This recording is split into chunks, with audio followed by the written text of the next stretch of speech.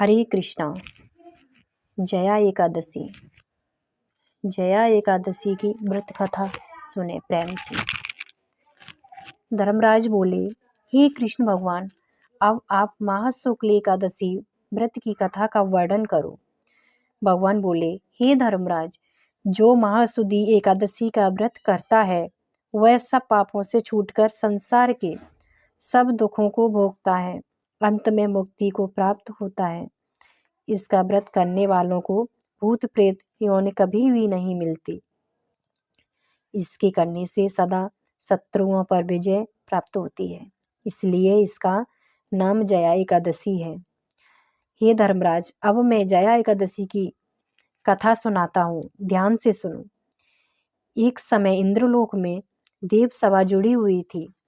सुंदर अप्सराएं नाच गा रही थीं। उनके साथ ही गंधर्व पुत्र माल्यवन और गंधर्व कन्या पुष्पावती नाच गा रही थी। इंद्रासन पर इंद्र विराजमान थे। चारों तरफ खुशी छाई हुई थी। फूल बरसाए जा रहे थे। इतने में ही गंधर्व पुत्र माल्यवन और गंधर्व कन्या पुष्पावती एक दूसरे की सुंदरता से मोहित होकर प्रेम में आसक्त हो गए और उनका ताल स्वर बिगड़ गया। वे ताल स्वर से रहित होने पर भी नाचते गाते रहे। यह देखकर इंद्र को बहुत क्रोध आया और बोले, तुमने शास्त्र से विपरीत आचरण किया है कि बिना विवाह किए एक दूसरे पर आसक्त हो गए हो। विवाह न होने पर पुरुष को चाहिए कि पराई स्त्री को माता व बहन के समान जाने और स्त्री को चाहिए कि पराये पुरुष को पिता और भाई के समान समझे। तुम दोनों के आसक्त होकर ताल स्वर भंग कर दिया, इसलिए मैं तुम्हें श्राप देता हूँ, जिसके प्रभाव से तुम दोनों पृथ्वी पर जाकर पिशाच यौन धारण करोगे। इंद्र द्वारा श्राप देने पर इसके कारण वे दोनों पागलों की तरह हिमालय में विचरण करने लगे। एक दिन भयंकर ठंड पड़ने पर शीत से व्याकुल होने दोनों ने भगवान विष्णु से प्रार्थना की कि अब कदापि बुरे कर्म नहीं करेंगे। पराई स्त्री को माँ व बहन तथा पराये पुरुष को पिता व भाई के समान समझेंगे। हम जान गए कि बुराई का फल बुरा और अच्छाई का फल अच्छा मिलता है।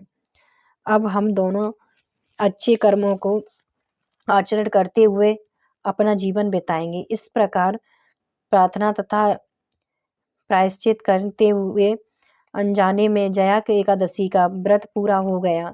इस व्रत के प्रभाव से मरने पर विमान द्वारा इंद्रलोक को पहुंचे। वहां इंद्र के पूछने पर माल्यवान पुष्पवती ने बताया कि अनजाने में हमसे जया एकादशी का व्रत हो गया, इसलिए पिशाच योनि से छूटकर हम इंद्रलोक में आ गए हैं।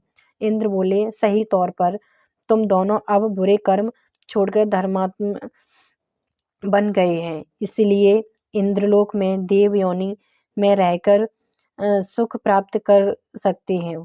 इंद्र ने सारा प्रबंध करके माल्यवान और पुष्पावती का विवाह धूमधाम से करा दिया। धर्मराज युधिष्ठिर बोले, हे योगराज, अब कृपा करके फाल्गुन कृष्ण एकादशी की कथा का वर्णन कीजिए। फलाहार इस दिन धूप दीप नैवेद्य आदि से विष्णु जी की पूजा की जाती है। इस दिन गुनगर आटे का सागार लेना चाहिए। ये वही हमारी जया एकादशी की व्रत कथा। हरे कृष्णा।